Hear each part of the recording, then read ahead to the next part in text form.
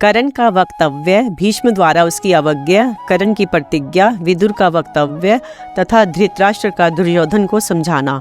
वैशंपायन जी कहते हैं, जन्मेजय तब दुर्योधन का हर्ष बढ़ाते हुए कर्ण ने कहा, गुरुवर परशुराम जी से मैंने जो ब्रह्मास्त्र प्राप्त किया था वह अभी तक मेरे पास है, अतः अर्जुन को जीतने में तो मैं अच्छी तरह समर्थ हूँ। उसे परास्त करने का भार मेरे ऊपर रहा। यही नहीं, मैं पंचाल, करुष, मत्स्य और बेटे पोतों के सहित अन्य सब पांडवों को भी एक क्षण में मारकर शस्त्र अस्त्र के द्वारा प्राप्त होने वाले लोगों को प्राप्त करूंगा।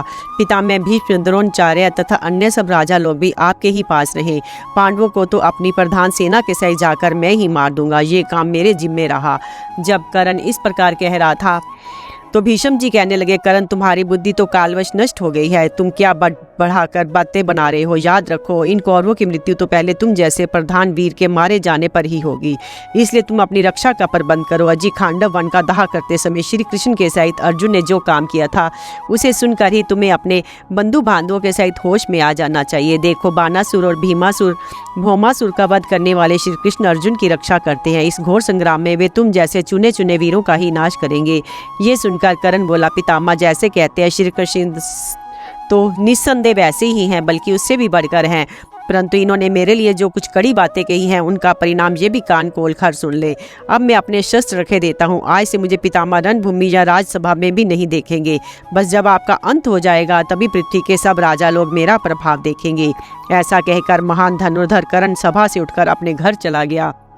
अब भीष्म जी सब राजाओं के सामने हंसते हुए राजा दुर्योधन से कहने लगे, राजन, कर्ण तो सत्य प्रतिज्ञा है।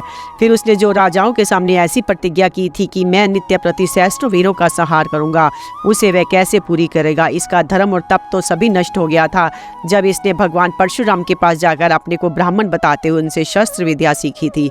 जब भीष्म जी ने इस प्रकार कहा और कर्ण शस्त्र छोड़कर सभा से चला गया तो मनमती दुर्योधन कहने लगा, पितामह, पांडव लोग और हम अस्त्र विद्या, योद्धाओं के संग्रह तथा शस्त्र संचालन की फुर्ती और सफाई में समान ही हैं और हैं भी दोनों मनुष्य जाति के ही। फिर आप ऐसा कैसे समझते हैं कि पांडवों की ही विजय होगी? मैं, आप, द्रोणाचार्य, कृपाचार्य, बहलीक अथवा अन्य राजाओं के बल पर यह युद्ध ही ठान रहा हूँ। पांचों पांडवों को तो मैं, रूप, कर्ण और भाई दुशासन, हम तीन ही अपने पैने बाणों से मार डालेंगे। इस पर विदुर जी ने कहा, वृद्ध पुरुष इस लोक में दम का ही कल्याण का साधन बताते हैं। जो पुरुष दम, दान, तप, ज्ञान और स्वाध्याय का अनुसरण करता रहता है उसी को दान, क्षमा और मोक्ष यथावत रूप से प्राप्त होते हैं। दम तेज की वृद्धि करता है। दम पवित्र और सर्वश्रेष्ठ है। इस प्रकार जिसका पाप निवृत्त होकर तेज बढ़ गया है वह पुरुष परम पद प्राप्त कर लेता है। राजन, जिस पुरुष में क्षमा, धृति, अहिंसा, समता, सत्य, सरलता, इंद्रिय निग्रह, धैर्य, मृदुलता, लज्जा, अचंचलता, अधीनता, अक्रोध, संतोष और श्रद्धा इतने गुण हो वह दांत दम युक्त कहा जाता है। दमनशील पुरुष काम, लोभ, दर्प, क्रोध, निंदा, बढ़ बढ़कर बातें बनाना, मान, ईर्ष्या और शौक इन्हें तो अपने पास नहीं फटकने देता। कुटिलता और शठता से रहित होना तथा शुद्धता से रहना ये दमशील पुरुष का लक्षण है। जो पुरुष लोलुपता रहित, भोगों के चिंतन से विमुख और समुद्र के समान गंभीर होता है वह दमशील कहा गया है। अच्छे आचरण वाला, शीलवान, प्रसन्नचित, आत्मवेता और बुद्धिमान पुरुष इस लोक में सम्मान पाकर मरने पर सद्गति प्राप्त करता है। तात, हमने पूर्व पुरुषों के मुख से सुना था कि किसी समय एक चिड़ी मार ने चिड़ियों को फंसाने के लिए पृथ्वी पर जाल फैलाया। उस जाल में साथ साथ रहने वाले दो पक्षी फंस गए। तब वे दोनों उस जाल को लेकर उड़ चले। चिड़ी मार उन्हें आकाश में चढ़े देखकर उदास हो गया। जिधर जिधर वे जाते उधर उधर ही उनके पीछे दौड़ रहा था। इतने में ही एक मुनि की उस पर दृष्टि पड़ी। उस व्याध ने उस मुनिवर से पूछा, अरे व्याध, मुझे ये बात बड़ी विचित्र जान पड़ती है कि तू उड़ते हुए पक्षियों के पीछे पृथ्वी पर भटक रहा है। व्याध ने कहा, ये दोनों पक्षी आपस में मिल गए हैं, इसलिए मेरे जाल को लिए जा रहे हैं। अब जहाँ इनमें झगड़ा होने लगेगा वहीं ये मेरे वश में आ जाएंगे। थोड़ी ही देर में काल के वशीभूत हुए उन पक्षियों में झगड़ा होने लगा। वे लड़ते लड़ते पृथ्वी पर गिर पड़े। बस चिड़ी मार ने चुपचाप उनके पास जाकर उन दोनों को पकड़ लिया। इस प्रकार जब दो कुटुंबियों में संपत्ति के लिए परस्पर झगड़ा होने लगता है तो वे शत्रुओं के चंगुल में फंस जाते हैं। आपसदारी के काम तो साथ बैठकर भोजन करना, आपस में प्रेम से बातचीत करना, एक दूसरे के सुख दुख को पूछना, आपस में मिलते जुलते रहना है, विरोध करना नहीं। जो शुद्ध हृदय पुरुष समय आने पर गुरुजनों का आश्रय लेते हैं। वे सिंह से सुरक्षित वन के समान किसी के भी दबाव में नहीं आ सकते। एक बार कई भील और ब्राह्मणों के साथ हम गंधमादन पर्वत पर गए थे। वहाँ हमने एक शहद से भरा हुआ छत्ता देखा। अनेकों विस्तर सर्प उसकी रक्षा कर रहे थे। वह ऐसा गुणयुक्त था कि यदि कोई पुरुष उसे पा ले तो अमर हो जाए, अंधा सेवन करे तो सूझता हो जाए और बूढ़ा युवा हो जाए। ये बात हमने रासायनिक ब्राह्मणों से सुनी थी। भी लोग उसे प्राप्त करने का लोभ ना रोक सके, उसे सर्पों वाली गुफा में जाकर नष्ट हो गए। इसी प्रकार आपका पुत्र दुर्योधन अकेला ही सारी पृथ्वी को भोगना चाहता है। इसे मोह व शहद तो दिख रहा है, किंतु अपने नाश का सामान दिखाई नहीं देता। याद रखिए, जिस प्रकार अग्नि सब वस्तुओं को जला डालती है, वैसे ही द्रुपद, विराट और क्रोध में भरा हुआ अर्जुन ये संग्राम में किसी को भी जीता नहीं छोड़ेंगे। इसलिए राजन, आप महाराज युधिष्ठिर को भी अपनी गोद में स्थान दीजिए, नहीं तो इन दोनों का युद्ध होने पर किसकी जीत होगी ये निश्चित रूप से नहीं कहा जा सकता। विदुर जी का वक्तव्य समाप्त होने पर राजा धृतराष्ट्र ने कहा, बेटा दुर्योधन, मैं तुमसे जो कुछ कहता हूँ उस पर ध्यान दो। तुम अनजान बटोही के समान इस समय कुमार्ग को ही सुमार्ग समझ रहे हो। इसी से तुम पांचों पांडवों के तेज को दबाने का विचार कर रहे हो, परंतु याद रखो, उन्हें जीतने का विचार करना अपने प्राणों को संकट में डालना ही है। श्री कृष्ण अपनी देह, गे, स्त्री, कुटुंबी और राज्य को एक ओर तथा अर्जुन को दूसरी ओर समझते हैं। उसके लिए वे इन सभी को त्याग सकते हैं। जहाँ अर्जुन रहता है वहाँ श्री कृष्ण रहते हैं, और जिस सेना में स्वयं श्री कृष्ण रहते हैं उसका वेग तो पृथ्वी के लिए भी असहाय हो जाता है। देखो, तुम सत्पुरुषों और तुम्हारे हित की कहने वाले सुहृदयों के कथनानुसार आचरण करो और इन वयोवृद्ध पितामह भीष्म की बात पर ध्यान दो। मैं भी कौरवों के हित की बात सोचता हूँ, तुम्हें मेरी बात भी सुननी चाहिए। द्रोण, कृप, विकर्ण एवं महाराज बहलीक के कथन पर भी ध्यान देना चाहिए। भरत श्रेष्ठ ये सब धर्म के मर्मज्ञ कौरव एवं पांडवों समान स्नेह रखने वाले, अतः तुम पांडवों को भी अपने सगे भाई समझकर उन्हें आधा राज्य दे दो। श्री व्यास जी और गंधारी के सामने संजय का राजा धृतराष्ट्र को श्री कृष्ण का महात्म सुनाना। वैशंपायन जी कहते हैं, राजा दुर्योधन से ऐसा कह राजा धृतराष्ट्र ने संजय से फिर कहा, संजय, अब जो बात सुननी रह गई है वह भी कह दो। श्री कृष्ण के बाद अर्जुन ने तुमसे कहा था, उसे सुनने के लिए मुझे बड़ा कौतूहल हो रहा है। संजय ने कहा। श्री कृष्ण की बात सुनकर कुंती पुत्र अर्जुन ने उनके सामने ही कहा, संजय, तुम पितामह भीष्म, महाराज धृतराष्ट्र, द्रोणाचार्य, कृपाचार्य, कर्ण, राजा बहलीक, अश्वत्थामा, सोमदत्त, शकुनी, दुशासन, विकर्ण और वहां इकट्ठे हुए समस्त राजाओं से मेरा यथा योग्य अभिवादन कहना। मेरी ओर से उनकी कुशल पूछना तथा पापात्मा दुर्योधन, उसके मंत्री और वहां आए हुए सब राजाओं को श्री कृष्ण चंद्र का समाधान युक्त संदेश सुनाकर मेरी ओर से भी इतना कहना कि शत्रु दमन महाराज युधिष्ठिर जो अपना भाग लेना चाहते हैं, वह यदि तुम नहीं दोगे तो मैं अपने तीखे तीरों से तुम्हारे घोड़े, हाथी और पैदल सेना के सहित तुम्हें यमपुरी भेज दूंगा। महाराज, इसके बाद में अर्जुन से विदा होकर श्री कृष्ण को प्रणाम करके उनका गौरवपूर्ण संदेश आपको सुनाने के लिए तुरंत ही यहाँ चला आया। वैशंपायन जी कहते हैं, राजन, श्री कृष्ण और अर्जुन की इन बातों का दुर्योधन में कुछ भी आदर नहीं किया। सब लोग चुप ही रहे। फिर वहाँ जो देश देशांतर के नरेश बैठे थे वे सब उठकर अपने अपने डेरों में चले गए। इस एकांत के समय धृतराष्ट्र ने संजय से पूछा, संजय, तुम्हें दोनों पक्ष के बलाबल का ज्ञान है, यूं भी तुम धर्म और अर्थ का रहस्य अच्छी तरह जानते हो और किसी भी बात का परिणाम तुमसे छिपा नहीं है। इसलिए तुम ठीक ठीक बताओ कि इन दोनों पक्षों में कौन सबल है और कौन निर्बल। संजय ने कहा, राजन, एकांत में तो मैं आपसे कोई भी बात नहीं कहना चाहता, क्योंकि इससे आपके हृदय में ढा होगी। इसलिए आप महान तपस्वी भगवान व्यास और महारानी गंधारी को भी बुला लीजिए। उन दोनों के सामने मैं आपको श्री कृष्ण और अर्जुन का पूरा पूरा विचार सुना दूंगा। संजय के इस प्रकार कहने पर गंधारी और श्री व्यास जी को बुलाया गया। विदुर जी तुरंत ही उन्हें सभा में ले आए। तब महामुनि व्यास जी का राजा धृतराष्ट्र और संजय का विचार जानकर उनके मत पर दृष्टि रखते हुए कहने लगे, संजय, धृतराष्ट्र तुमसे प्रश्न कर रहे हैं, अतः इनकी आज्ञा के अनुसार तुम श्री कृष्ण और अर्जुन के विषय में जो कुछ जानते हो वह सब ज्यों का त्यों सुना दो। संजय ने कहा, अर्जुन और श्री कृष्ण दोनों ही बड़े सम्मानित धनुर्धर हैं। ये कृष्ण के चक्र का भीतर का भाग 5 हाथ चौड़ा है और वे उसका इच्छा अनुसार प्रयोग कर सकते हैं। नरकासुर, शंबर, कंस और शिशुपाल ये बड़े भयंकर वीर थे, किंतु भगवान कृष्ण ने इन्हें खेल ही में परास्त कर दिया था। यदि एक और सारे संसार को और दूसरी ओर श्री कृष्ण को रखा जाए तो श्री कृष्ण ही बल में अधिक निकलेंगे। वे संकल्प मात्र से सारे संसार को भस्म कर सकते हैं। श्री कृष्ण तो वहीं रहते हैं यहाँ सत्य, धर्म, लज्जा और सरलता का निवास होता है। जहाँ श्री कृष्ण रहते हैं वहीं विजय रहती है। वे सर्व अंतर्यामी पुरुषोत्तम जरनादन क्रीड़ा से ही पृथ्वी, आकाश और स्वर्गलोक को प्रेरित कर रहे हैं। इस समय सबको अपनी माया से मोहित करके वे पांडवों को ही निमित्त बनाकर आपके अधर्मनिष्ठ मूढ़ पुत्रों को भस्म करना चाहते हैं। ये श्री केशव ही अपनी चिच्छा शक्ति से अहर्निश काल चक्र, जग चक्र और युग चक्र को घुमाते रहते हैं। मैं सच कहता हूँ, एकमात्र वे ही काल, मृत्यु और संपूर्ण स्थावर जंगम जगत के स्वामी हैं तथा अपनी माया के द्वारा लोगों को मुँह में डाले रहते हैं। जो लोग केवल उन्हीं के शरण में लेते हैं वे ही मुँह में नहीं पड़ते। धृतराष्ट्र ने पूछा, संजय, श्री कृष्ण समस्त लोगों के अधीश्वर हैं, इस बात को तुम कैसे जानते हो और मैं क्यों नहीं जान सकता? इसका रहस्य मुझे बताओ। संजय ने कहा, राजन, आपको ज्ञान नहीं है और मेरी ज्ञान दृष्टि कभी मंद नहीं पड़ती। जो पुरुष ज्ञानहीन है वे श्री कृष्ण के वास्तविक स्वरूप को नहीं जान सकते। मैं ज्ञान दृष्टि से प्राणियों की उत्पत्ति और विनाश करने वाले अनादि मधुसूदन भगवान को जानता हूँ। धृतराष्ट्र ने पूछा, संजय, भगवान श्री कृष्ण में सर्वदा तुम्हारी जो भक्ति रहती है उसका स्वरूप क्या है? संजय ने कहा, महाराज, आपका कल्याण हो, सुनियो। मैं कभी भी कपट का आश्रय नहीं लेता, किसी व्यर्थ धर्म का आचरण नहीं करता। ध्यान योग के द्वारा मेरा भाव शुद्ध हो गया है, अतः शास्त्र के वाक्यों द्वारा मुझे श्री कृष्ण के स्वरूप का ज्ञान हो गया है। ये सुनकर राजा धृतराष्ट्र ने दुर्योधन से कहा, भैया दुर्योधन, संजय हमारे हितकारी और विश्वास पात्र हैं, अतः तुम भी ऋषिकेश जरनादन भगवान श्री कृष्ण की शरण लो। दुर्योधन ने कहा, देवकी नंदन, भगवान कृष्ण भले ही तीनों लोकों का संहार कर डाले, किंतु जब वे अपने को अर्जुन का सखा घोषित कर चुके हैं तो मैं उनकी शरण में नहीं जा सकता। तब धृतराष्ट्र ने गांधारी से कहा, गांधारी, तुम्हारा ये दुर्बुद्धि और अभिमानी पुत्र ईर्ष्यावश सत्पुरुषों की बात ना मानकर उद्योगति की ओर जा रहा है। गांधारी ने कहा, दुर्योधन, तू बड़ा ही दुष्ट बुद्धि और मूर्ख है। अरे तू ऐश्वर्य के लोभ में फंसकर अपने बड़े बूढ़ों की आज्ञा का उल्लंघन कर रहा है।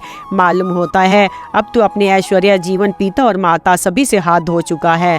देख, जब भीमसेन तेरे प्राण लेने को तैयार होगा उस समय तुझे अपने पिताजी की बातें याद आएंगी। फिर व्यास जी ने कहा, धृतराष्ट्र, तुम मेरी बात सुनो, तुम श्री कृष्ण के प्यारे हो। अहो, तुम्हारा संजय जैसा दूत है जो तुम्हें कल्याण के मार्ग में ही ले जाएगा। इस पुराण पुरुष श्री ऋषिकेश के स्वरूप का पूरा ज्ञान है, अतः यदि तुम इसकी बात सुनोगे तो ये तुम्हें जन्म मरण के महान भय से मुक्त कर देगा। जो लोग कामनाओं से अंधे हो रहे हैं वे अंधे के पीछे लगे हुए अंधे के समान अपने कर्मों के अनुसार बार बार मृत्यु के मुख में जाते हैं। मुक्ति का मार्ग तो सबसे निराला है, उसे बुद्धिमान पुरुष ही पकड़ते हैं।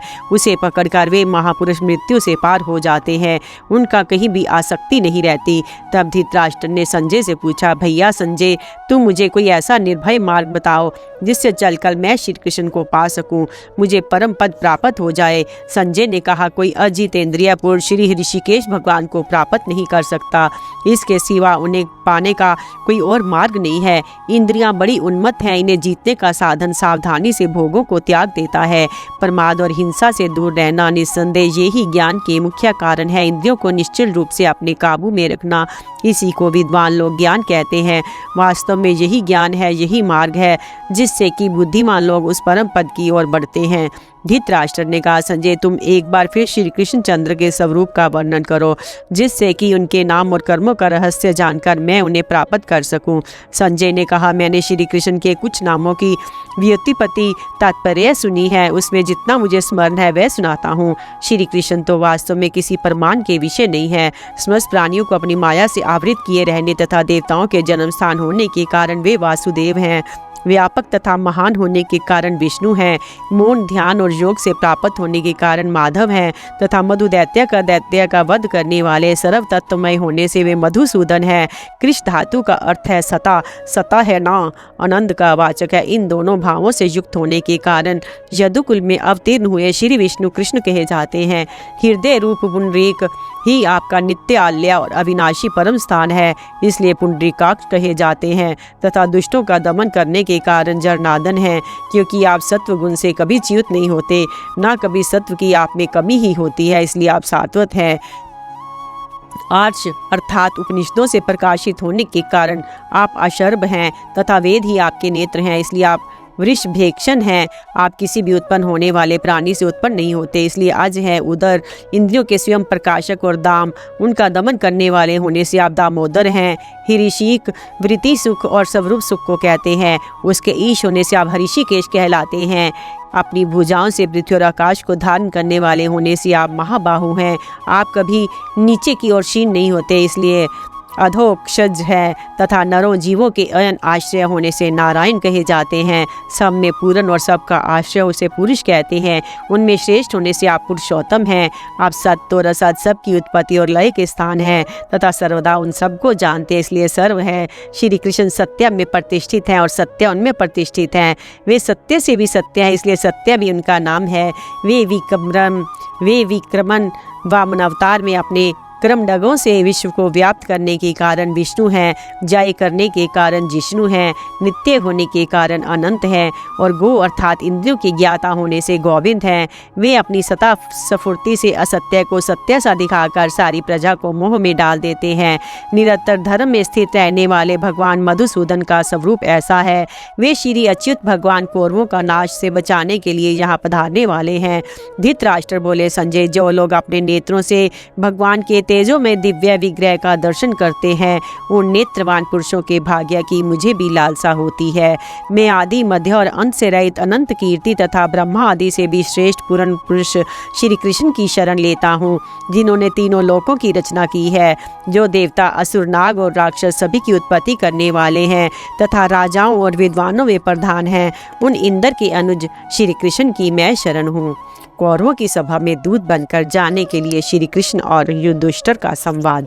वैशंपायन जी कहते हैं, इधर संजय के चले जाने पर राजा युधिष्ठिर ने यदुश्रेष्ठ भगवान श्री कृष्ण से कहा कि मित्र वत्सल श्री कृष्ण, मुझे आपके सिवा कोई ऐसा नहीं दिखाई देता जो हमें आपत्ति से पार करे।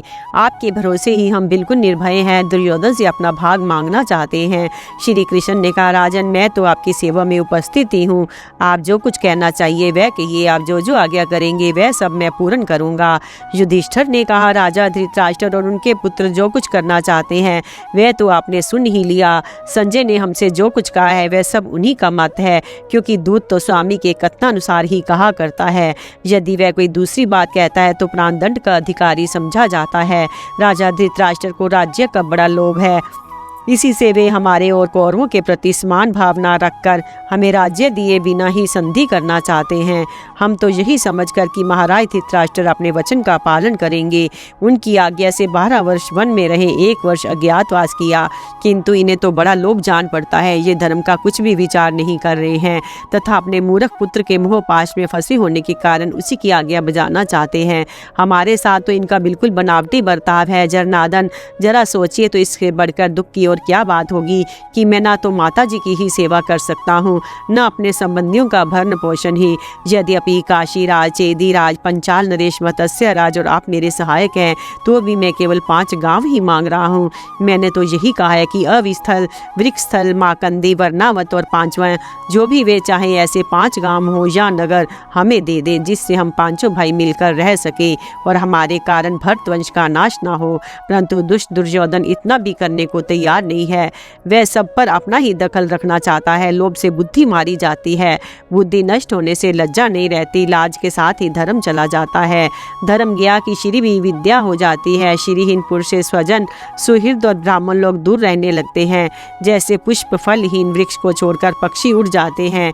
निर्धन अवस्था बड़ी ही दुखमयी है। कोई तो इस अवस्था में पहुंचकर मौत ही मांगने लगते हैं। कोई तो इस अवस्था में पहुंचकर मौत ही मांगने लगते हैं। कोई किसी दूसरे गांव या वन में जा बसते हैं और कोई मौत के मुख में ही चले जाते हैं। जो लोग जन्म से ही निर्धन हैं उन्हें इसका कष्ट नहीं जान पड़ता, जितना कि लक्ष्मी पाकर सुख में पले हुए लोगों को धन का नाश होने पर होता है। माधव, इस विषय में हमारा पहला विचार तो यही है कि हम और कौरव लोग आपस में संधि करके शांतिपूर्वक समान रूप से उस राज्य लक्ष्मी को भोंगे। यदि ऐसा न हुआ तो अंत में हमें यही करना होगा कि कौरवों को मारकर ये सारा राज्य हम अपने अधीन कर लें। युद्ध में तो सर्वदा कला ही रहता है और प्राण भी संकटग्रस्त रहते हैं। मैं तो नीति का आश्रय लेकर ही युद्ध करूंगा, क्योंकि मैं ना तो राज्य छोड़ना चाहता हूँ ना कुल का नाश हो। यही मेरी इच्छा है। यो तो हम साम, दान, दंड, भेद सभी उपायों से अपना काम कर लेना चाहते हैं, किंतु यदि थोड़ी नम्रता दिखाने से संधि हो जाए तो वही सबसे बढ़कर बात होगी।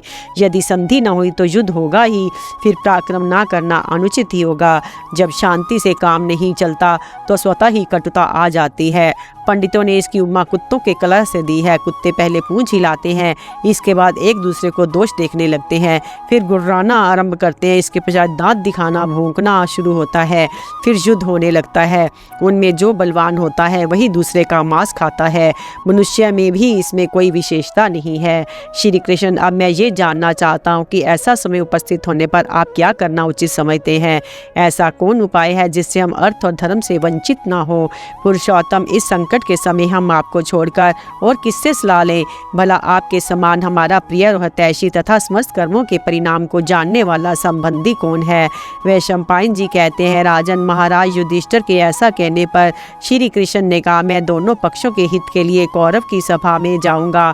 यदि वहां आपके लाभ में किसी प्रकार की बाधा ना पहुंचाते हुए संधि करा सकूंगा तो समझूंगा मुझसे बड़ा भारी पुण्य कार्य बन गया। युधिष्ठिर ने कहा, श्री कृष्ण, आप कौरवों के पास जाएं, इसमें मेरी सम्मति तो है ही नहीं, क्योंकि आपके बहु युक्ति युक्त बात कहने पर भी दुर्योधन उसे मानेगा नहीं। इस समय वहां दुर्योधन के वशवर्ती सब राजा लोग भी इकट्ठे हो रहे हैं, इसलिए उन लोगों के बीच में आपका जाना मुझे अच्छा नहीं जान पड़ता। माधव, आपको कष्ट होने पर तो हमें धन सुख देवता और समस्त देवताओं पर अधिपत्य भी प्रसन्न नहीं कर सकेगा। श्री कृष्ण ने कहा, महाराज, दुर्योधन कैसा पापी है ये मैं जानता हूँ, किंतु यदि हम अपनी ओर से सब बातें स्पष्ट कह देंगे तो संसार में कोई राजा हमें दोषी नहीं कह सकेगा। रही मेरे लिए भय की बात, सो जिस तरह सिंह के समान दूसरे जंगली जानवर नहीं ठहर सकते, उसी प्रकार मैं क्रोध करूं तो संसार के सारे राजा मिलकर भी मेरा मुकाबला नहीं कर सकते। अतः मेरे वहां जाना निरर्थक तो किसी भी तरह नहीं हो सकता। संभव है काम भी बन जाए, और यदि काम भी न बना तो निंदा से तो बच ही जाएंगे। युधिष्ठिर ने कहा, श्री कृष्ण, यदि आपके ऐसा ही उचित जान पड़ता है तो प्रसन्नता से कौरवों के पास जाइए। आशा है मैं आपको अपने कार्य में सफल होकर सकुशल लौटा हुआ देखूंगा। आप वहां पधारकर कौरवों को शांत करें, जिसके कि हम आपस में मिलकर शांतिपूर्वक रह सके। आप हमें जानते हैं और कौरवों को भी पहचानते हैं, तथा हम दोनों का हित भी आपसे छिपा नहीं है। इसके सिवा बातचीत करने में भी आप खूब कुशल हैं। अतः जिसमें हमारा हित हो वे सब बातें आप दुर्योधन से कह दे। श्री कृष्ण बोले, राजन, मैंने संजय और आप दोनों ही की बातें सुनी हैं, तथा मुझे कौरव और आप दोनों ही का अभिप्राय भी मालूम है। आपकी बुद्धि धर्म का आश्रय लिए हुए है, उनकी शत्रुता में डूबी हुई है। आप तो उसी को अच्छा समझेंगे जो बिना युद्ध किए मिल जाएगा। परंतु महाराज, मैं क्षत्रिय का स्वाभाविक कर्म नहीं है। सभी आश्रम वालों का कहना है कि क्षत्रिय को भीख नहीं मांगनी चाहिए। उसके लिए तो विधाता ने यही सनातन धर्म बताया है, या तो संग्राम में विजय प्राप्त करें या मर जाएं। यही क्षत्रिय का सब धर्म है। दीनता उसके लिए प्रशंसा की चीज नहीं है। राजन, दीनता का आश्रय लेकर क्षत्रिय की जीविका नहीं चल सकती। अतः आप भी पराक्रम पूर्वक शत्रुओं का दमन कीजिए। धृतराष्ट्र के पुत्र बड़े लोभी हैं। इधर बहुत दिनों से साथ रहकर उन्होंने स्नेह का बर्ताव करके अनेक राजाओं को अपना मित्र बना लिया है। इससे उनकी शक्ति भी बहुत बढ़ गई है, इसलिए आपस से संधि कर ले, ऐसा तो कोई सूरत दिखाई नहीं देती। इसके सिवा भीष्म और कृपाचार्य आदि के कारण वे अपने को बलवान भी समझते ही हैं। अतः जब तक आप इनके साथ नरमी का बर्ताव करेंगे तब तक ये आपके राज्य को हड़पने का ही प्रयत्न करेंगे। राजन, ऐसे कुटिल स्वभाव और आचरण वालों के साथ आप मेल मिलाप करने का प्रयत्न करें। आप ही के नहीं, वे तो सभी लोगों के वध्य है। जिस समय जुए का खेल हुआ था और पापी दुशासन असहाय के समान रोती हुई द्रौपदी को उसके केश पकड़कर राजसभा में खींच लाया था, उस समय दुर्योधन ने भीष्म और द्रोण के सामने भी उसे बार बार गौ कहकर पुकारा था। उस अवसर पर अपने महापराक्रमी भाइयों को आपने रोक दिया था। इसी से धर्मपाश में बंध जाने के कारण इन्होंने इसका कुछ भी प्रतिकार नहीं किया, किंतु दुष्ट और अधम पुरुष को तो मार ही डालना चाहिए। अतः आप किसी प्रकार का विचार न करके इसे मार डालिए। हाँ, आप जो पितृतुल्य धृतराष्ट्र और पितामह भीष्म के प्रति नम्रता का भाव दिखा रहे हैं, ये तो आपके योग्य ही है। अब मैं कौरवों की सभा में जाकर सब राजाओं के सामने आपके सर्वांगीण गुणों का प्रकट करूंगा और दुर्योधन के दोष बताऊंगा। मैं वही बातें कहूँगा जो धर्म और अर्थ के अनुकूल होंगी। शांति के लिए प्रार्थना करने पर भी आपकी निंदा नहीं होगी। सब राजा धृतराष्ट्र और कौरवों की ही निंदा करेंगे। मैं कौरवों के पास जाकर इस प्रकार संधि के लिए प्रयत्न करूंगा जिससे आपके स्वार्थ साधन में कोई त्रुटि न आवे। उनकी गतिविधि को मालूम कर लूँगा। मुझे तो पूरा यही भान होता है कि शत्रु के साथ हमारा संग्राम ही होगा, क्योंकि मुझे ऐसे ही शकुन हो रहे हैं। अतः आप लंबी वीरगन एक निश्चय करके एक शस्त्र यंत्र कवच रथ हाथी और घोड़े तैयार कर ले। इनके सिवा जो भी योद्धोपयोगी सामग्री हो सब जुटा ले। ये निश्चय माने कि आज जब तक दुर्योधन जीवित है तब तक वह तो किसी भी प्रकार आपको कुछ देगा नहीं। श्री कृष्ण के साथ भीम, अर्जुन, नकुल, सहदेव और सात्याकी की बातचीत। भीमसेन ने कहा, मधुसूदन, आप कौरवों से ऐसी ही बातें कहें जिनसे वे संधि करने को तैयार हो जाएं। उन्हें युद्ध की बात सुनाकर भयभीत न करें। दुर्योधन बड़ा ही असहनशील, क्रोधी, अदूरदर्शी, निठुर, दूसरों की निंदा करने वाला और हिंसा प्रिय है। वह मर जाएगा किंतु अपनी टेक नहीं छोड़ेगा। जिस प्रकार शरद ऋतु के बाद ग्रीष्म काल आने पर उन दावा अग्नि से जल जाते हैं, वैसे ही दुर्योधन के क्रोध से एक दिन सभी भरतवंशी भस्म हो जाएंगे। केशव, कली, मुदावरत, जन्मेजय, बहुल, वसु, अजबिंदु, ऋषर्दिक, अकर्ज, धौतमूलक, हैग्रीव, वरयु, बाहु, पुरवा, सहज, वृषध्वज, धारण, विगाहन और शम, ये 18 राजा ऐसे हुए हैं जिन्होंने अपने ही सजातिया, सुहृद और बंधु बांधवों का संहार कर डाला था। इससे हम कुरुवंशियों के संहार का समय आया है। इसलिए काल गति से ये कुलंकार पापात्मा दुर्योधन उत्पन्न हुआ है। अतः आप जो कुछ कहें मधुर और कोमल वाणी में धर्म और अर्थ से युक्त उनकी बात ही कहें। साथ ही ये भी ध्यान रखें कि वह बात अधिकतर उसके मन के अनुकूल ही हो। हम सब तो दुर्योधन के नीचे रहकर बड़ी नम्रता पूर्वक उसका अनुसरण करने को भी तैयार हैं। हमारे कारण से भरतवंश का नाश ना हो। आप कौरवों की सभा में जाकर हमारे विद पितामह और अन्य अन्य सभासदों से ऐसा करने के लिए ही गए जिससे भाई बंधुओं से मेल बना रहे और दुर्योधन भी शांत हो जाए। वैशंपायन जी कहते हैं, राजन भीमसेन के मुख से कभी किसी ने नम्रता की बातें नहीं सुनी थी। अतः उन्होंने उनके वचन सुनकर श्री कृष्ण हंस पड़े और फिर भीमसेन को उत्तेजित करते इस प्रकार कहने लगे, भीमसेन, तुम अन्यान्य समय तो इन क्रूर धृतराष्ट्र पुत्रों को कुचलने की इच्छा से युद्ध की ही प्रशंसा किया करते थे तथा तुमने अपने भाइयों के बीच में गदा उठाकर ये प्रतिज्ञा भी की थी कि मैं ये बात सच सच कह रहा हूँ कि इसमें तनिक भी अंतर नहीं आ सकता कि संग्राम भूमि में सामने आने पर इस गदा से ही मैं द्वेष दूषित दुर्योधन का वध कर डालूंगा। किंतु इस समय देखते हैं कि जिस तरह युद्ध काल उपस्थित होने पर युद्ध के लिए उतावले अनेकों अन्य वीरों का उत्साह ढीला पड़ जाता है, उसी प्रकार तुम भी युद्ध से भय मारने लगे हो। ये तो बड़े ही दुख की बात है। इस समय तो नपुंसकों के समान तुम्हें भी अपने में कोई पुरुषार्थ दिखाई नहीं देता। सो हे भरत नंदन, तुम अपने कुल जन्म और कर्मों पर दृष्टि डालकर खड़े हो जाओ। व्यर्थ ही किसी प्रकार का विषाद मत करो और अपने क्षत्रियोचित कर्म पर डटे रहो। तुम्हारे चित्त में जो इस समय वध के कारण युद्ध से ग्लानि का भाव उत्पन्न हुआ है, वह तुम्हारे योग्य नहीं है, क्योंकि क्षत्रिय जिसे पुरुषार्थ द्वारा प्राप्त नहीं करता उस चीज को वह अपने काम में नहीं लाता। भीमसेन ने कहा, वासुदेव, मैं तो कुछ और ही करना चाहता हूँ, किंतु आप दूसरी ही बात समझ गए। मेरा बल और पुरुषार्थ अन्य पुरुष के पराक्रम से कुछ भी समता नहीं रखता। आपने मुंह अपनी बढ़ाई करना यह सत्पुरुषों की दृष्टि से अच्छी बात नहीं है, परंतु आपने मेरे पुरुषार्थ की निंदा की से मुझे अपने बल का वर्णन करना ही पड़ेगा। लोहे के मोटे डंडों के समान आप मेरे इन भुजदुंडों को तो देखिए, इनके बीच पड़कर भी जीवित निकल जाए ऐसा मुझे कोई दिखाई नहीं देता। जिस पर मैं आक्रमण करूं उसकी रक्षा तो इंद्र भी नहीं कर सकते। पांडवों पर अत्याचार करने को उद्यत इन समस्त युद्ध उत्सुक क्षत्रियों को मैं पृथ्वी पर गिराकर उन पर लात जमाकर जम जाऊंगा। मैंने जिस प्रकार राजाओं को जीत जीत कर अपने अधीन किया था, वह क्या आप भूल गए हैं? यदि सारा संसार मुझ पर कुपित होकर टूट पड़े तो भी मुझे भय नहीं होगा। मैंने जो शांति की बातें कही हैं वे तो केवल मेरा सौहार्द ही है। मैं दयावंशी सब प्रकार के कष्ट सह लेता हूँ, इसी से चाहता हूँ कि भरतवंशियों का नाश ना हो। श्री कृष्ण ने कहा, भीमसेन, मैंने भी तुम्हारा भाव जानने के लिए प्रेम से ही ये बात कही है, अपनी बुद्धिमानी दिखाने या क्रोध के कारण ऐसा नहीं कहा। मैं तुम्हारे प्रभाव और पराक्रमों को अच्छी तरह जानता हूँ, इसलिए तुम्हारा तिरस्कार नहीं कर सकता।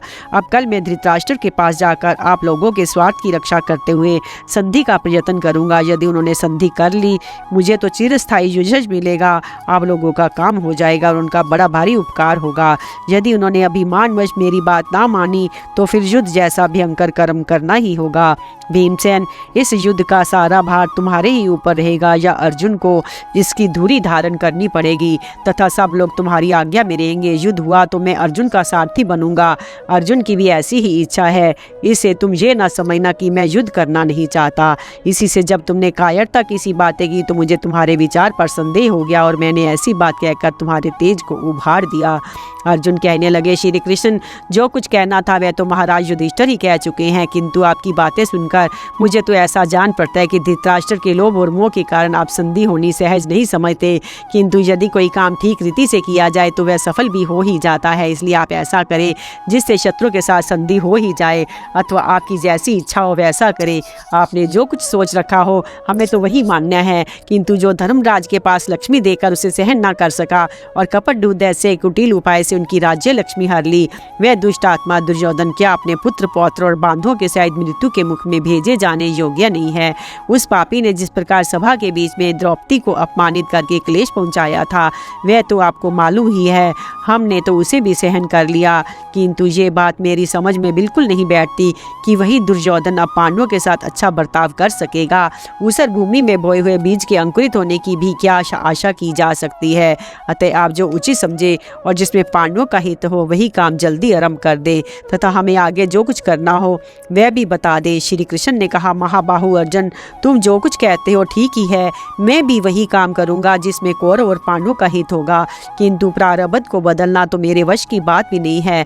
दुरात्मा दुर्योधन तो धर्म और लोक दोनों ही को तिलांजलि देकर स्वेच्छाचारी हो गया है। ऐसे कर्मों में उसे पश्चाताप भी नहीं होता, बल्कि उसके सलाहकार शकुनी, कर्ण और दुशासन भी उसकी पापमयी कुमति को बढ़ावा देते रहते हैं। इसलिए आधा राज्य देकर उसे चैन नहीं पड़ेगा। उसका तो परिवार सहित नाश होने पर ही शांति होगी। और अर्जुन, तुम्हें तो दुर्योधन के मन और मेरे विचार का भी पता ही है, फिर अनजाने की तरह मुझसे शंका क्यों कर रहे हो? पृथ्वी का भार उतारने के लिए देवता लोग पृथ्वी पर अवतीर्ण हुए हैं। इस दिव्य विधान को तो तुम जानते ही हो। फिर बताओ, उनसे संधि कैसे हो सकती है? फिर भी मुझे सब प्रकार की धर्मराज की आज्ञा का तो पालन करना ही है। अब नकुल ने कहा, माधव, धर्मराज ने आपसे कई प्रकार की बातें कही हैं, ये सब आपने सुन ही ली हैं। भीमसेन ने भी संधि के लिए कहकर फिर आपको अपना बाहुबल भी सुना दिया है। इसी प्रकार अर्जुन ने भी जो कुछ कहा वह भी आप सुन ही चुके हैं तथा अपना विचार भी कई बार सुना चुके हैं। सो पुरुषोत्तम, इन सब बातों को छोड़कर आप शत्रु का विचार जानकर जैसा करना उचित समझे वही करें। श्री कृष्ण, हम देखते हैं कि वनवास और अज्ञातवास के समय हमारा विचार दूसरा था, अब दूसरा ही है। वन में रहते समय हमारा राज्य पाने में इतना अनुराग नहीं था जैसा अब है। आप कौरवों की सभा में जाकर पहले तो संधि की ही बातें करें, पीछे युद्ध की धमकी दें। इस प्रकार बात करें जिससे मन बुद्धि दुर्योधन को व्यथा ना हो। भला विचारे तो ऐसा कौन पुरुष है जो संग्राम भूमि में महाराज युधिष्ठिर, भीमसेन, अर्जुन, सहदेव, आप बलराम जी, सात्याकी, विराट, उत्तर द्रुपद, धृष्टद्युम्न, काशीराज, चेदीराज, धृष्टकेतु और मेरे सामने टिक सके। आपके कहने पर विदुर, भीष्म, द्रोण और बैलीक की ये बात समझ सकेंगे कि कौरव का हित किस में है। फिर वे राजा धृतराष्ट्र को सलाहकारों के सहित पापी दुर्योधन को समझा देंगे। इसके पास सहदेव ने कहा, महाराज ने जो बात कही है वह तो सनातन धर्म ही है, किंतु आप तो ऐसा प्रयत्न करें जिससे युद्ध ही हो। यदि कौरव लोग संधि करना चाहे तो भी आप उनके साथ युद्ध होने का ही रास्ता निकालें। श्री कृष्ण, सभा में की हुई द्रौपदी की दुर्गति देखकर मुझे दुर्योधन पर जो क्रोध हुआ था वह उसके प्राण लिए बिना कैसे शांत होगा? सात्याकी ने कहा, महाबाहो महामती, सहदेव ने बहुत ठीक कहा है। इनका और मेरा कोप तो दुर्योधन का वध होने पर ही शांत होगा। वीरवर सहदेव ने जो बात कही वास्तव में वही सब योद्धाओं का मत है। सात्याकी के ऐसा कहते ही वहां बैठे सब योद्धा भयंकर सिंह नाद करने लगे। उन युद्ध उत्सुक वीरों ने कहा, ठीक है। ऐसा कहकर सात्याकी को हर्षित करते हुए सब प्रकार उन्हीं के मत का समर्थन किया। भगवान श्री कृष्ण से द्रौपदी की बातचीत तथा उनका हस्तिनापुर के लिए प्रस्थान।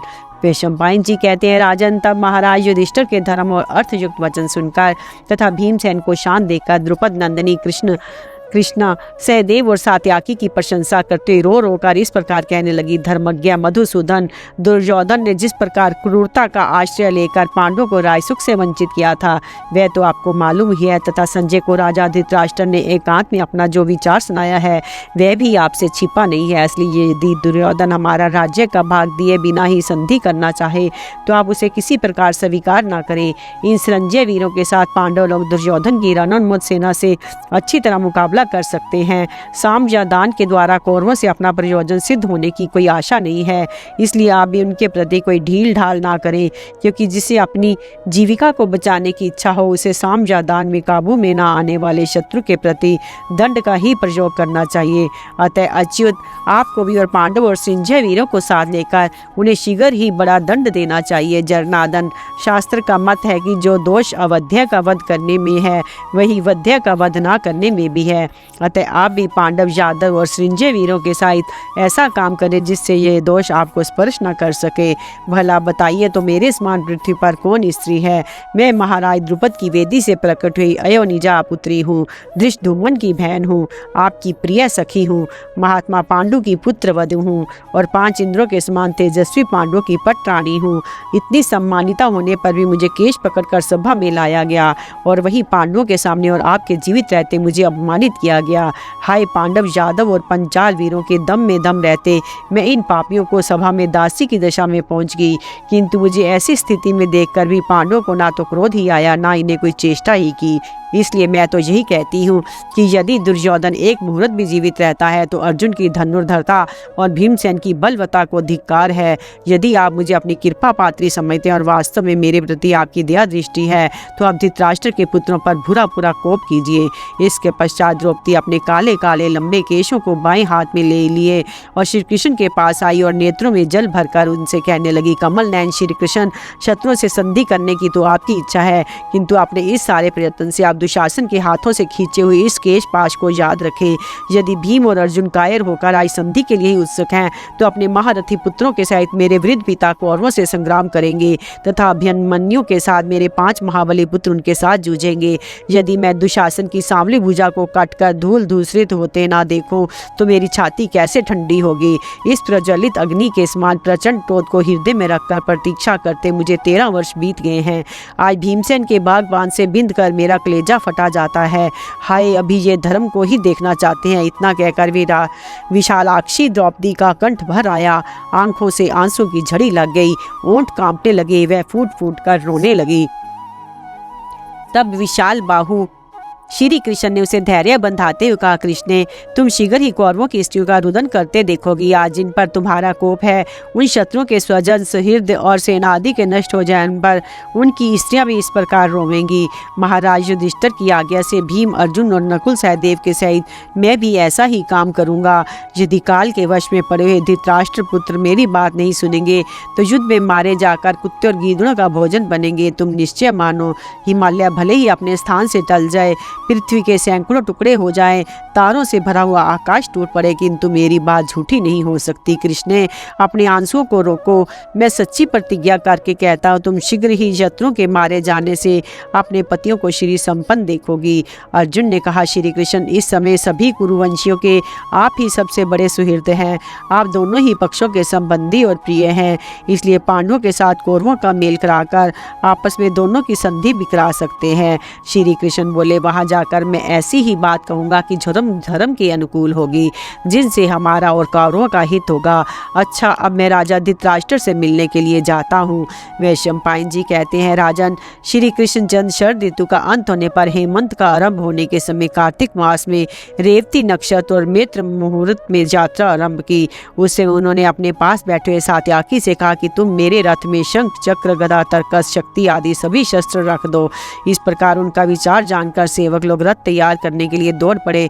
उन्होंने नहला धुलाकर शैव्य, सुग्रीव, मेघ पुष्पक और बलाहक नाम के घोड़ों को रथ में जोता तथा उसकी ध्वजा पर पक्षीराज गरुड़ जी विराजमान हुए। इसके पश्चात श्री कृष्ण उस पर चढ़ गए तथा सात्याकी को अपने साथ बिठा लिया।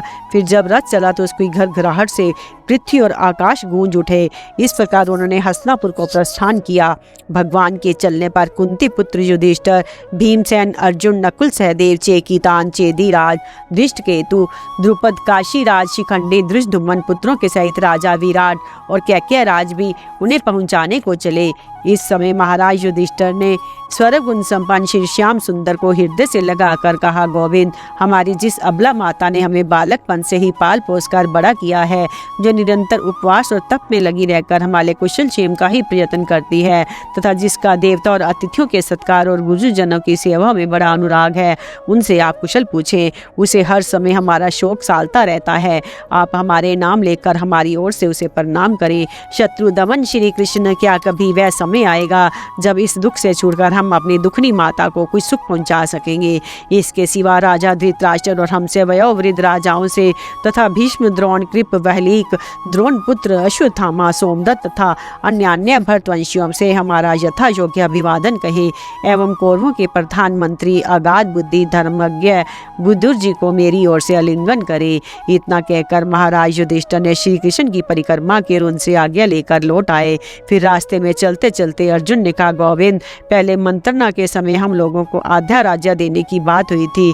उन सब राजा लोग जानते हैं। अब दुर्योधन ऐसा करने के लिए तैयार हो तब तो बड़ी अच्छी बात है, उसे भी बहुत आपत्ति से छुट्टी मिल जाएगी। और यदि ऐसा ना किया तो मैं अवश्य उसके पक्ष के समस्त क्षत्रिय वीरों का नाश कर दूंगा। अर्जुन की ये बात सुनकर भीमसेन भी बड़े प्रसन्न हुए। उन्होंने बड़े जोर से सिंहनाद किया। उससे भयभीत होकर बड़े बड़े धनुर्धर भी कांपने लगे। इस प्रकार श्री कृष्ण को अपना निश्चय सुनाकर उसका आलिंगन कर अर्जुन भी लौट आए। इस तरह सभी राजाओं के लौट जाने पर श्री कृष्ण बड़ी तेजी से हस्तिनापुर की ओर चल दिए। मार्ग में श्री कृष्ण ने रास्ते के दोनों ओर खड़े हुए अनेकों महर्षि देखे। वे सब ब्रह्म तेज से दैदीप्यमान थे। उन्हें देखते हुए तुरंत रथ से उतर पड़े। उन्हें प्रणाम कर बड़े आदर भाव से कहने लगे कि ये सब लोग कुशल से तो है ना, धर्म का ठीक ठीक पालन हो रहा है। आप लोग इस समय किधर जा रहे हैं, आपका क्या कार्य है, मैं आपकी क्या सेवा करूं, और सब पृथ्वी तल पर किस निमित्त से पधारे हैं। तब श्री परशुराम जी ने श्री कृष्ण को गले लगाकर कहा, यदुपते, ये सब देव ऋषि, ब्रह्म ऋषि और राजऋषि लोग प्राचीन काल के अनेकों देवता और असुरों को देख चुके हैं। इस समय वे हस्तिनापुर में एकत्रित और क्षत्रिय राजाओं को, सभासदों को और आपको देखने के लिए जा रहे हैं। ये सब समारोह अवश्य ही बड़ा दर्शनीय होगा। वहाँ कौरवों की राजसभा में आप जो धर्म और अर्थ के अनुकूल भाषण करेंगे, इसे सुनने की हमारी इच्छा है। उस सभा में भीष्म, द्रोण और महापति विदुर जैसे महापुरुष तथा आप भी मौजूद होंगे।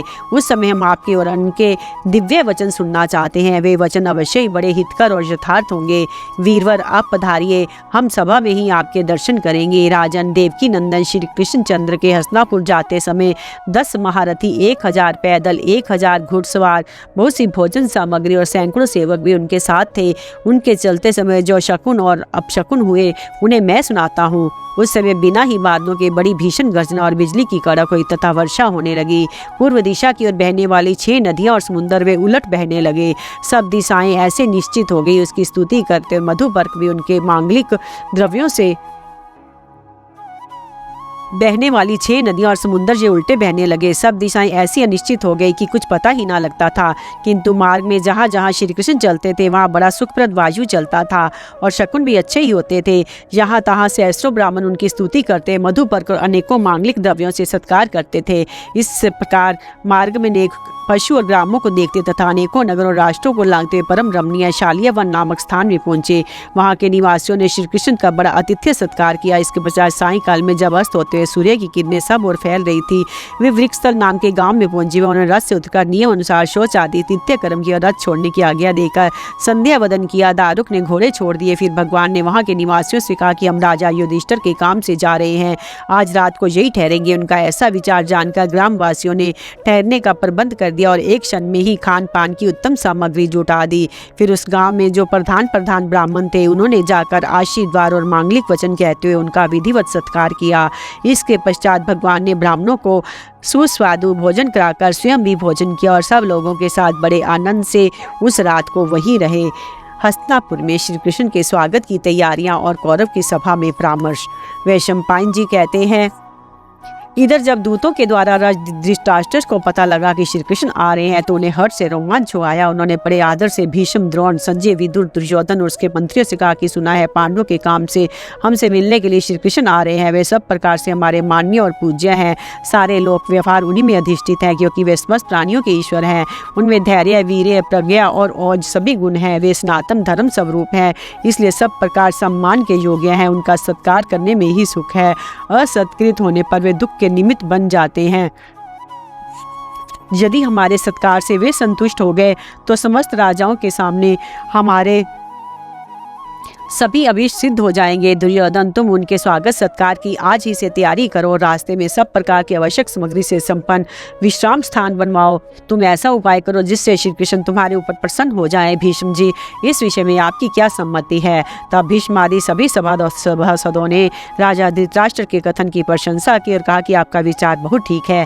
उन सब की अनुमति जानकर दुर्योधन ने जहाँ तहाँ सुंदर विश्राम स्थान बनवाने आरंभ कर दिए। जब उसने देवताओं के स्वागत के योग्य सब प्रकार की तैयारी करा ली तो राजा धृतराष्ट्र को इसकी सूचना दे दी, किंतु श्री कृष्ण ने उन विश्राम स्थान और तरह तरह के रत्नों की ओर दृष्टि तक भी नहीं डाली। दुर्योधन से सब तैयारी की सूचना पाकर राजा धृतराष्ट्र ने विदुर जी से कहा, विदुर, श्री कृष्ण उपलव्य में इस ओर आ रहे हैं। आज उन्होंने वृक्ष स्थल में विश्राम किया है। कल प्रातः काल ही वे यहाँ आ जाएंगे। वे बड़े ही उदारचित, पराक्रमी और महाबली हैं। यादवों का जो विस्तृत राजा है उसका पालन और रक्षण करने वाले वही हैं। अधिक क्या, वे तीनों लोकों के पितामह ब्रह्मा जी के भी पिता हैं। इसलिए हमारी स्त्री, पुरुष, बालक, वृद्ध जितनी प्रजा है उसे साक्षात सूर्य के समान श्री कृष्ण के दर्शन करने चाहिए। सब और बड़ी बड़ी ध्वजा और पताकाएं लगवा दी तथा उनके आने के मार्ग को बुहार कर उस पर जल छिड़कवा दो। जैसे देखो, दुशासन का भवन दुर्योधन के महल से भी अच्छा है। उसे शीघ्र ही साफ कराकर अच्छी तरह सुसज्जित करा दो। उस भवन में बड़े सुंदर सुंदर कमरे और अटालिकाएं हैं। उनमें सब प्रकार का आराम है और एक ही समय सब ऋतुओं का आनंद मिल सकता है।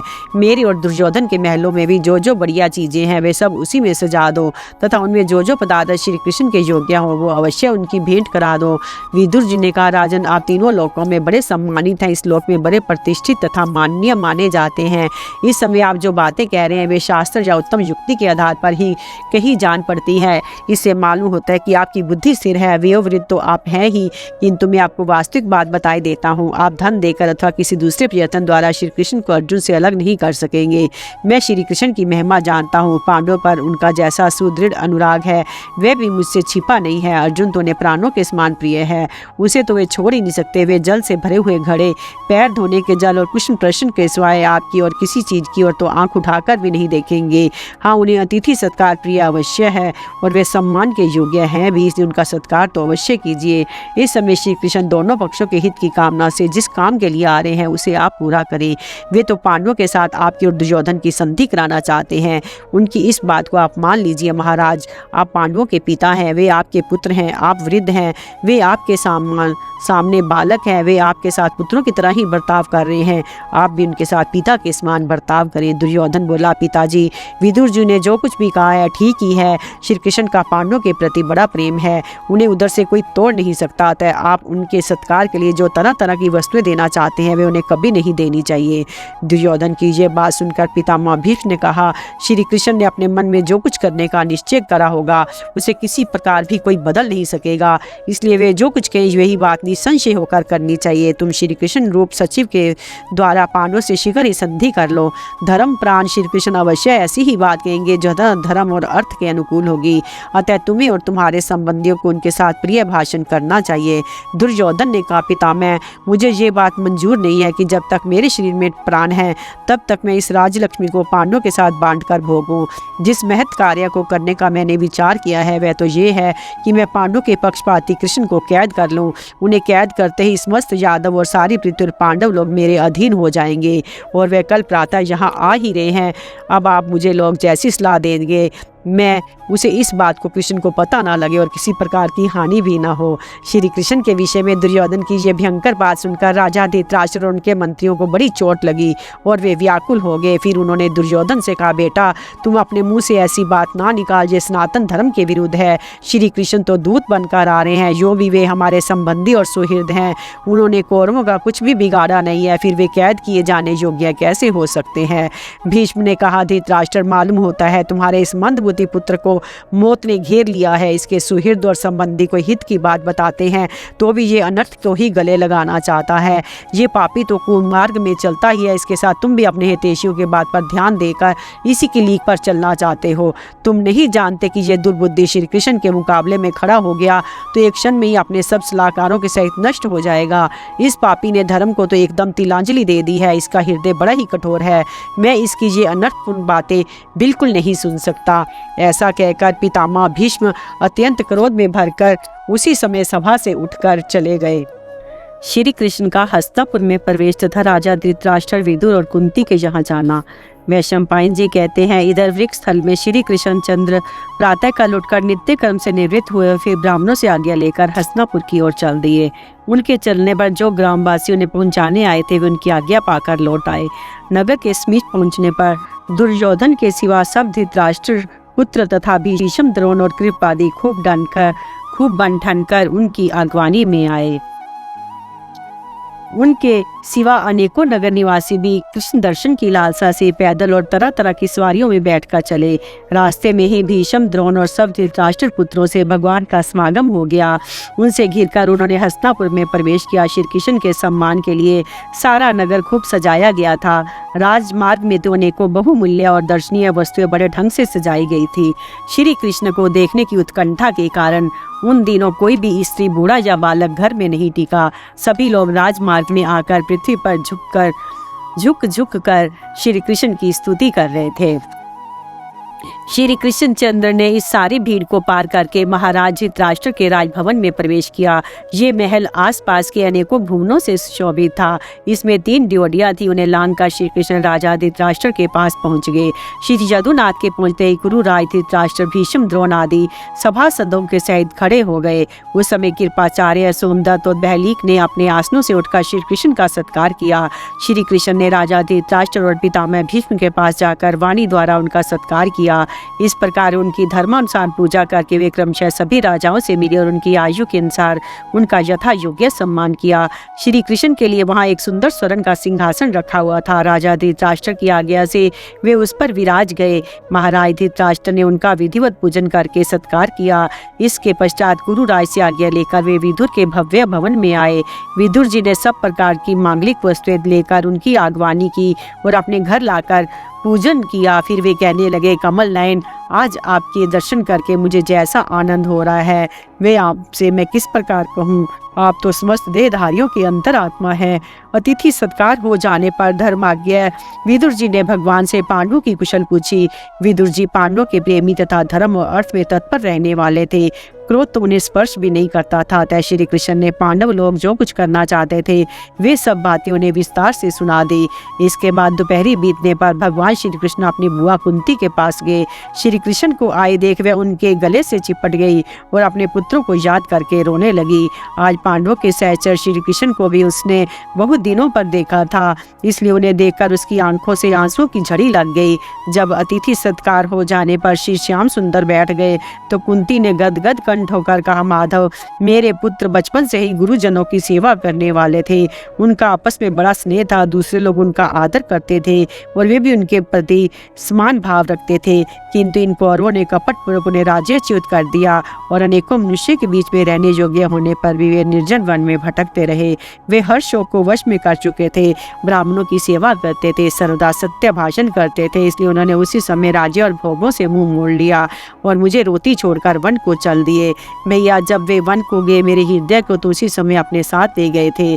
मैं तो बिल्कुल अब हृदय ही ना हूँ, जो बड़ा ही लज्जावान, सत्य का भरोसा रखने वाला, जितेंद्रिय, प्राणियों पर दया करने वाला, शीर और सदाचार से संपन्न, धर्मज्ञ, सर्वगुण संपन्न और तीनों को लोगों का राजा बनने योग्य है। स्वस्थ कुरुवंशियों में से ये अजात शत्रु युधिष्ठिर इस समय कैसा है जिसमें 10,000 हाथियों का बल है, जो वायु के समान वेगवान है, अपने भाइयों का नित्य प्रिया करने के कारण जो उन्हें बहुत प्यारा है, जिसने भाइयों के साथ कीचक तथा क्रोधवश हिडिंब और बक आदि अस्त्रों की तो बात ही बात में मार डाला था।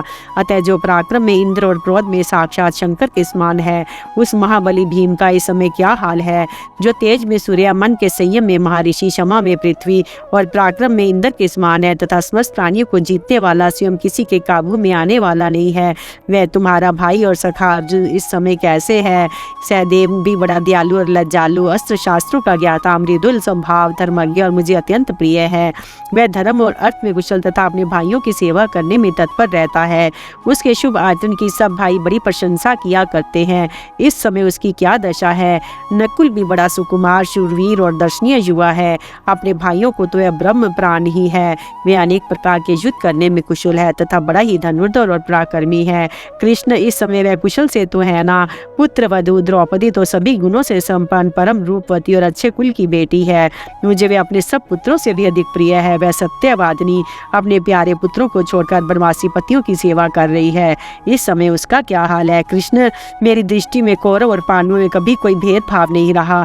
उसी सत्य के प्रभाव से अब मैं शत्रु का नाश होने पर पांडवों के सहित तुमको राय सुख भोगते देखूंगी। प्रथम जिस समय अर्जुन का जन्म होने पर मैं सौरी में थी, उसी रात्रि मुझे आकाशवाणी हुई थी कि तेरा ये पुत्र सारी पृथ्वी को जीतेगा, इसका यश स्वर्ग तक फैल जाएगा। ये महायुद्ध में कौरवों को मारकर उनका राज्य प्राप्त करेगा, फिर अपने भाइयों के सहित 3 अश्वमेध यज्ञ करेगा। उसे मैं दोष नहीं देती।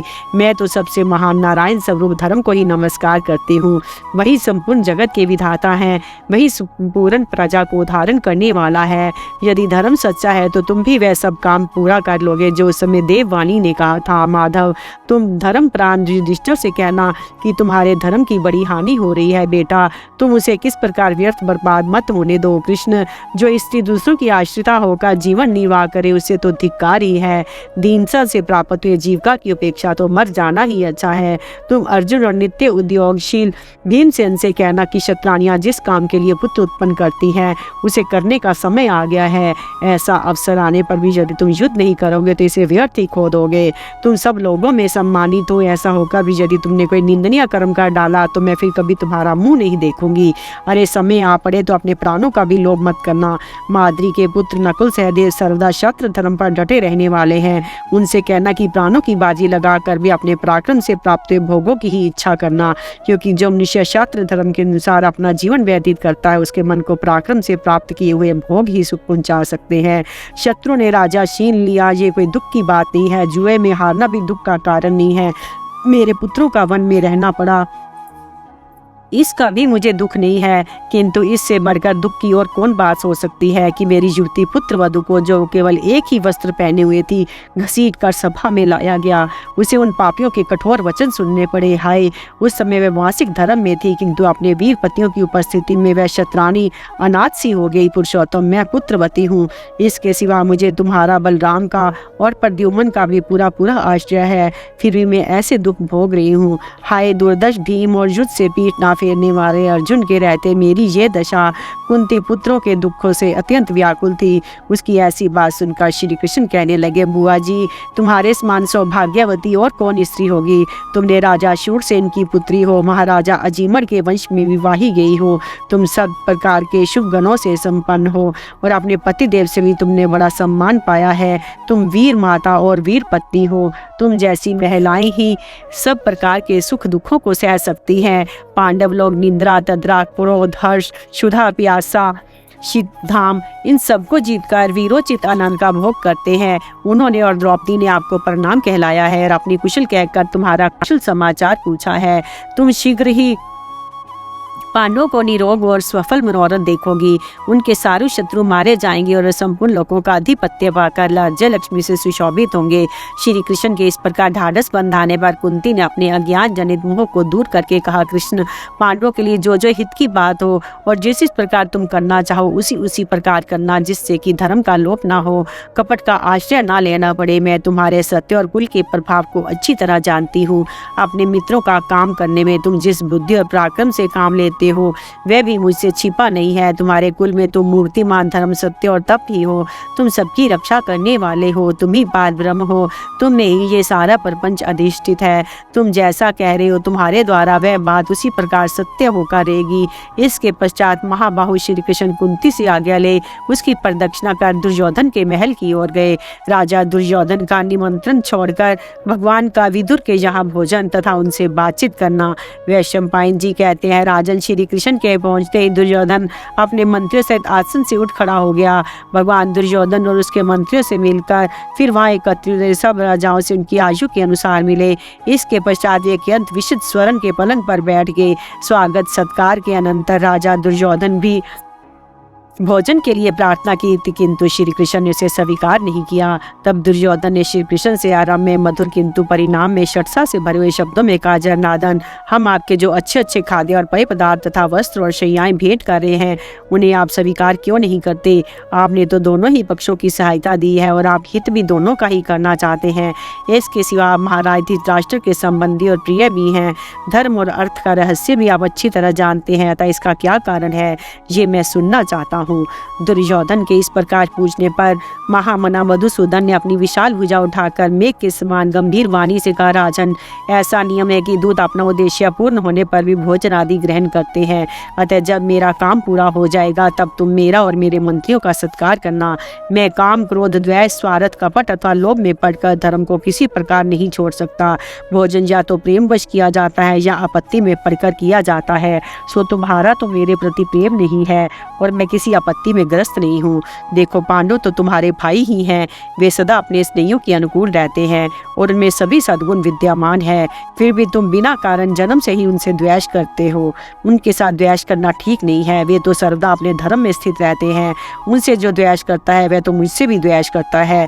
जो उनके अनुकूल है वह मेरे भी अनुकूल है। धर्मात्मा पांडव के साथ तो तुम मुझे एक रूप हुआ ही समझो।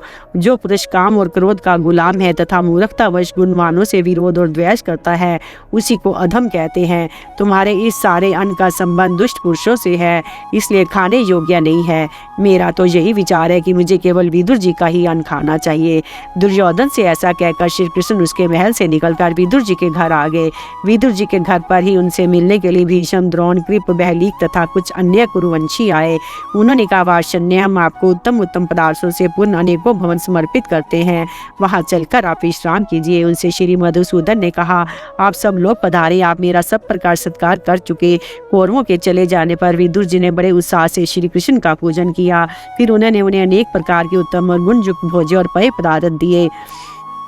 उन पदार्थों से श्री कृष्ण ने पहले ब्राह्मणों को तृप्त किया, फिर अपने अनुयायियों के साथ बैठकर स्वयं भोजन किया।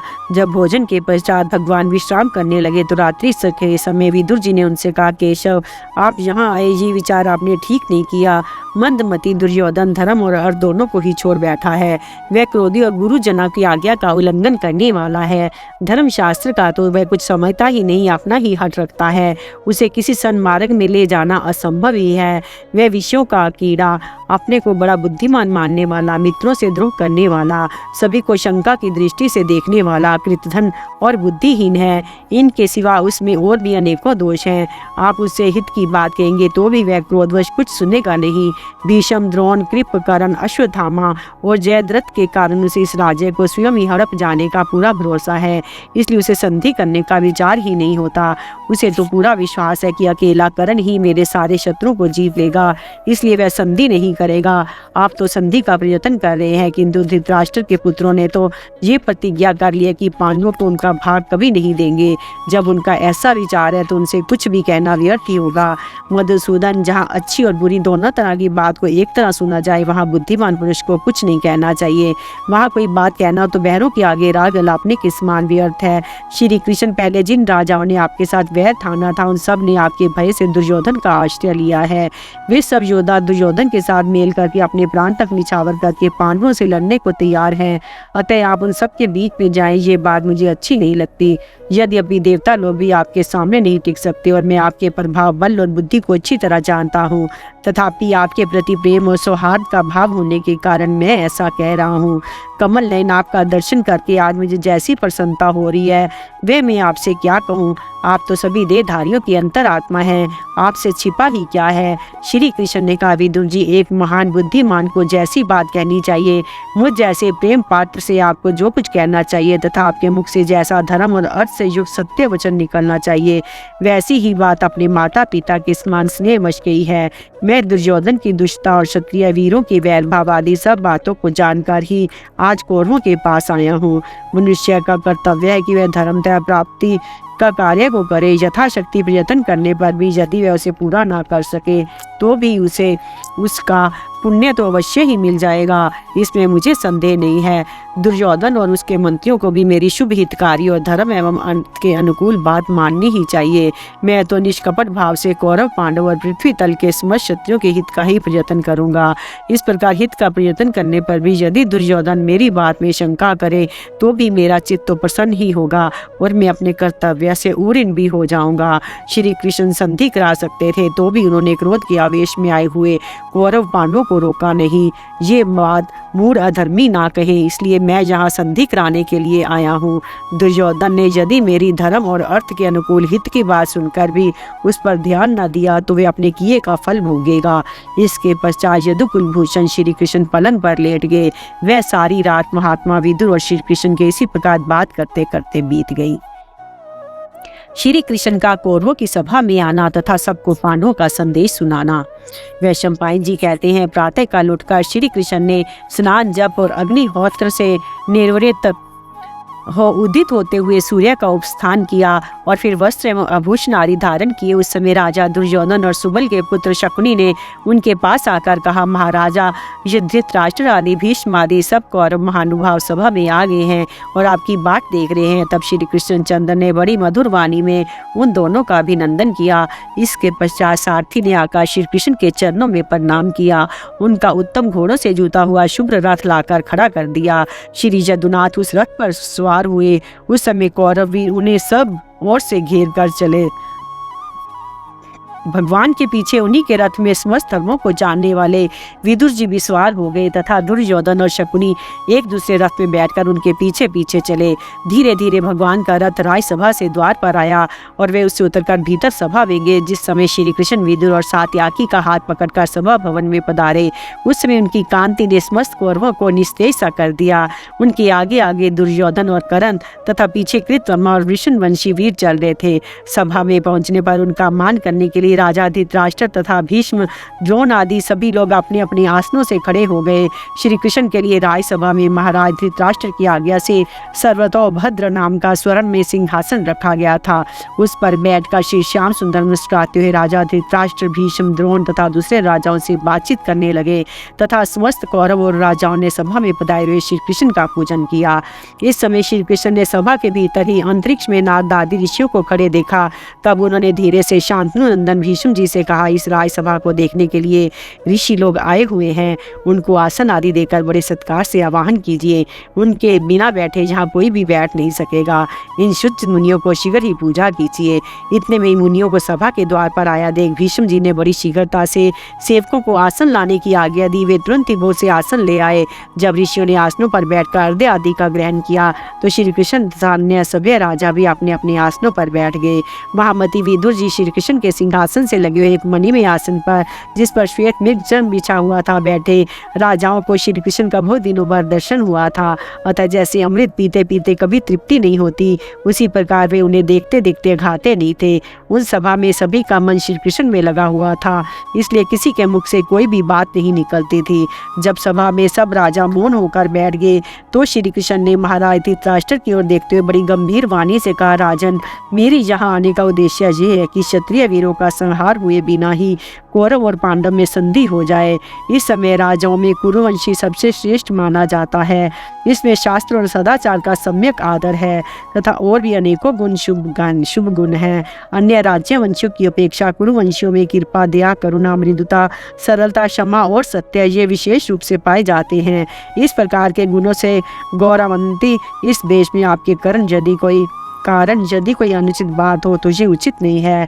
यदि कौरवों में गुप्त या प्रकट रूप से कोई असद्व्यवहार होता है तो उसे रोकना तो आप ही का काम है। दुर्योधन आदि आपके पुत्र धर्म और अर्थ की ओर से मुंह फेर कर क्रूर पुरुषों के से आचरण करते हैं। अपने खास भाइयों के साथ इनका अशिष्ट पुरुषों सा आचरण है। चित्त पर लोभ का भूत सवार हो जाने से इन्होंने धर्म की मर्यादा को एकदम छोड़ दिया है। वे सब बातें आपको मालूम ही हैं। ये भयंकर आपत्ति इस समय कौरवों पर ही आई है। यदि इस इसकी उपेक्षा की गई तो ये सारी पृथ्वी को चौपट कर देगी। यदि आप अपने कुल को नाश से बचाना चाहे तो अब भी इसका निवारण किया जा सकता है। मेरे विचार से इन दोनों पक्षों में जो संधि होनी बहुत कठिन नहीं है। इस समय शांति कराना आपके और मेरे ही हाथ में है। आप अपने पुत्र को मर्यादा में रखिए, मैं पांडवों को नियम में रखूंगा। आपके पुत्रों को अपने बाल बच्चों सहित आपकी आज्ञा में रहना ही चाहिए। यदि ये आपकी आज्ञा में रहेंगे तो इनका बड़ा भारी हित हो सकता है। महाराज, आप पांडवों की रक्षा में रहकर धर्म और अर्थ का अनुष्ठान कीजिए। आपके ऐसे रक्षक प्रयत्न करने पर भी नहीं मिल सकते। भरत श्रेष्ठ, जिनके अंदर भीष्म, द्रोण, कृप, कर्ण, विवंशिति, अश्वत्थामा, विकर्ण, सोमदत्त, बहलीक, युधिष्ठिर, भीमसेन, अर्जुन, नकुल, सहदेव, सात्याकी और युयुत्स जैसे वीर हों, उनसे युद्ध करने की किस बुद्धिहीन की हिम्मत हो सकती है। कौरव और पांडवों के मिल जाने से आप समस्त लोगों का आधिपत्य प्राप्त करेंगे तथा शत्रु आपका कुछ भी ना बिगाड़ सकेंगे, तथा जो राजा आपके समक्ष या आपसे पड़े हैं वे भी आपके साथ संधि कर लेंगे। ऐसा होने से आप अपने पुत्र, पौत्र, पिता, भाई और सुहृद से सब प्रकार सुरक्षित रहकर सुख से जीवन व्यतीत कर सकेंगे।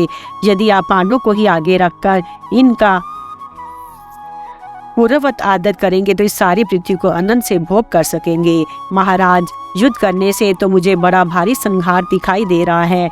इस प्रकार दोनों पक्षों का नाश कराने में आपकी क्या धर्म दिखाई देता है। अतः आप इस लोक की रक्षा कीजिए और ऐसा कीजिए जिसमें आपकी प्रजा का नाश ना हो। यदि आप सत्गुण को धारण कर लेंगे तो आप सबकी रक्षा ठीक हो जाएगी।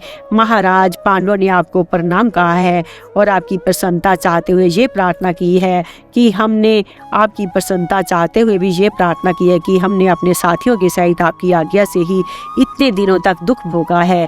हम 12 वर्ष तक वन में रहे, फिर 13वां वर्ष जल समूह में अज्ञात रूप से रहकर बिताया है। वनवास की शर्त होने के समय हमारा यही निश्चय था कि जब हम लौटेंगे तो आप हमारे ऊपर पिता की तरह रहेंगे। हमने उस शर्त का पूरी तरह पालन किया है, इसलिए अब आप भी जैसा ठहरा था वैसा ही बर्ताव कीजिए। हमें अब अपने राज्य का भाग मिल जाना चाहिए। आप धर्म और अर्थ को समरूप जानते हैं, इसलिए आपको हमारी रक्षा करनी चाहिए। गुरु के प्रति शिष्य का जैसा गौरवयुक्त व्यवहार होना चाहिए, आपके साथ हमारा वैसा ही बर्ताव है, इसलिए आप भी हमारे प्रति गुरु का सा आचरण कीजिए। हम लोग यदि मार्ग भ्रष्ट हो रहे हैं तो आप हमें ठीक रास्ते पर लाइए और स्वयं भी सन्मार्ग पर स्थित होइए। इसके सिवा आपके उन पुत्रों ने इन सभासदों से भी कहलाया कि यहाँ धर्मज्ञ सभासद हो, वहाँ कोई अनुचित बात नहीं होनी चाहिए। यदि सभासदों के देखते हुए धर्म से धर्म का और असत्य से सत्य का नाश हो तो भी उनका भी नाश हो जाता है। इस समय पांडव लोग धर्म पर दृष्टि लगाए चुपचाप बैठे हैं। उन्होंने धर्म के अनुसार सत्य और न्याययुक्त बात ही कही है। राजन, आप पांडवों को राज्य दे दीजिए, इसके सिवा आपसे और क्या कहा जा सकता है। इस सभा में जो राजा लोग बैठे हैं उन्हें कोई और बात कहनी हो तो कहे। यदि धर्म और अर्थ का विचार करके मैं सच्ची बात कहूँ तो यही कहना होगा कि इस क्षत्रियों को आप मृत्यु के फंदे से छुड़ा दीजिए। भरत श्रेष्ठ, शांति धारण कीजिए, क्रोध के वश मत होइए और पांडवों को उनको यथाशुद्ध पैतृक राज्य दे दीजिए। ऐसा करके आप अपने पुत्रों के सहित आनंद से भोग भोगिए। राजन, इस समय अपने को अर्थ को अनर्थ और अनर्थ को अर्थ मान रखा है। आपके पुत्रों पर लोभ ने अधिकार जमा रखा है, आप उन्हें जरा काबू में रखिए। पांडव तो आपकी सेवा के लिए भी तैयार हैं, युद्ध करने के लिए भी तैयार हैं। इन दोनों में आपको जो बात अधिक हितकर जान पड़े उसी पर डट जाइए।